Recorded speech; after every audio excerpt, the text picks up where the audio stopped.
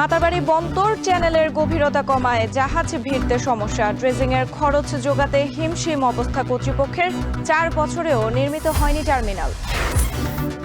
রাজধানীতে প্রতিনিয়তই বাড়ছে ইমারত। খোলা জায়গার অভাবে বিষণ্ণতায় ভুগছে নগরবাসী। শিশুরা হারাচ্ছে নির্মল শৈশব।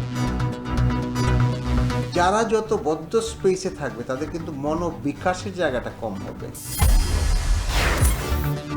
জালিয়াতি করে 3 প্রতিষ্ঠানে ম্যাথসের 193 শিক্ষার্থীর ভর্তি। জড়িত খোদ সাবেক পরীক্ষা নিয়ন্ত্রক ইমরুল দম্পতি।